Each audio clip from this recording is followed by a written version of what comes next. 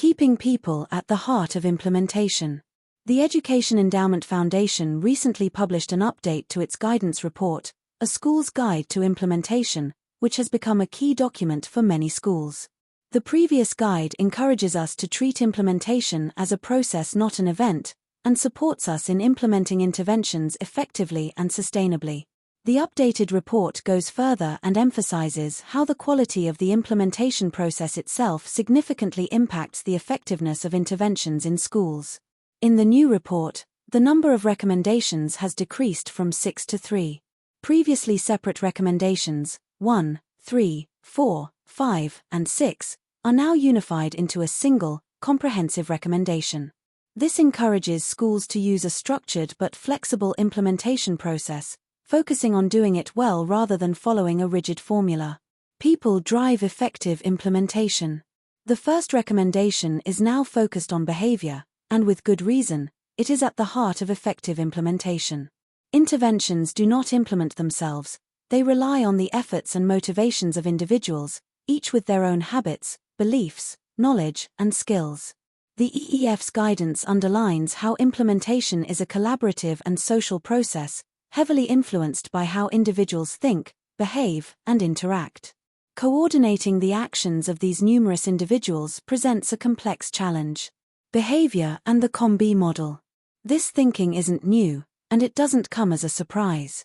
As a research school, when we have worked with leaders over the past few years, we have always encouraged them to consider the people within their schools using the COM-B model.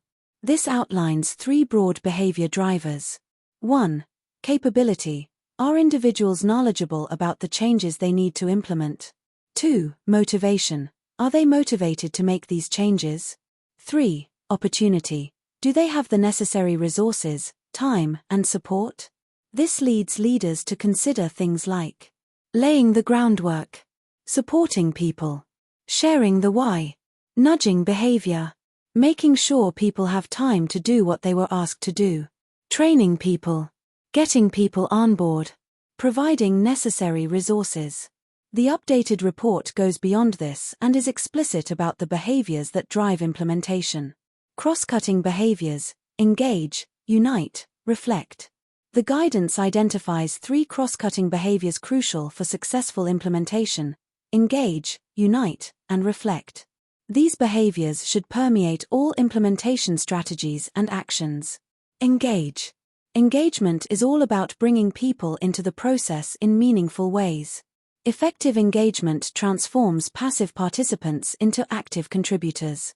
Effective engagement includes influencing change, make sure everyone's voice is heard.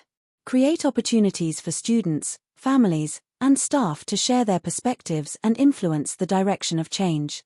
Collaborative processes. Set up structures like implementation teams to foster collaboration and solve problems together. This ensures that everyone is working towards common goals. Clear communication. Keep everyone in the loop with clear, consistent communication.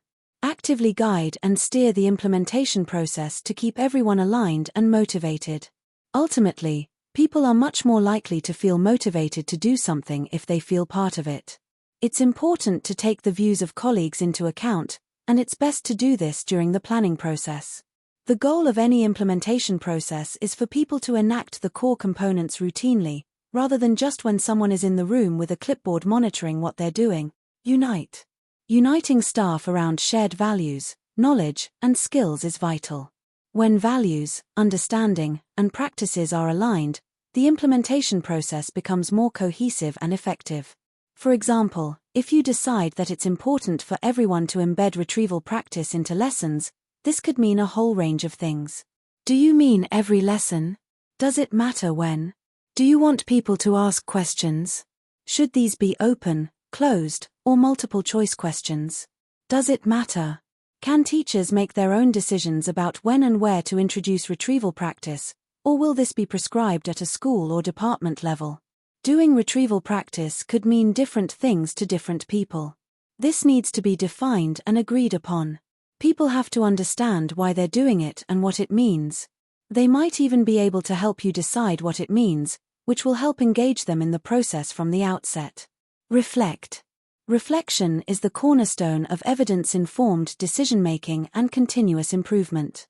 The guidance emphasizes the importance of data-driven decisions. Harness the power of evidence and data to guide every step of your implementation process. Ongoing learning. Encourage staff to continually reflect on their practices and make necessary adjustments, fostering a culture of continuous growth. Evaluation and learning from the process are crucial aspects of successful implementation. Without these, we risk falling into a cycle of short-lived initiatives and ineffective practices. This guidance is not just about following steps but about embedding a culture of thoughtful, evidence-based implementation that ultimately benefits all students.